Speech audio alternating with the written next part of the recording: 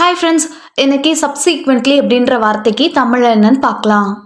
சப்சீக்வெண்ட்லி சப்சீக்வெண்ட்லி இந்த வார்த்தைக்கு தமிழ் என்ன சொல்லுவாங்கன்னா, பின்னர், அடுத்து, பின்னர் நிகழ்ந்த.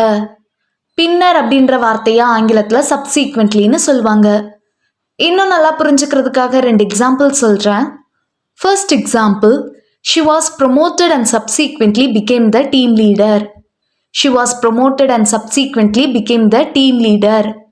அவள் பதவி உயர்வு பெற்று பின்னர் அணி தலைவரானார். Second example, the decision was made and subsequently implemented. The decision was made and subsequently implemented. முடிவு எடுக்கப்பட்டு பின்னர் அது செயல்படுத்தப்பட்டது. இன்னொரு வீடியோல வேறொரு ஆங்கில வார்த்தைக்கு தமிழ் என்னன்னு பார்க்கலாம். அது வரைக்கும் பை.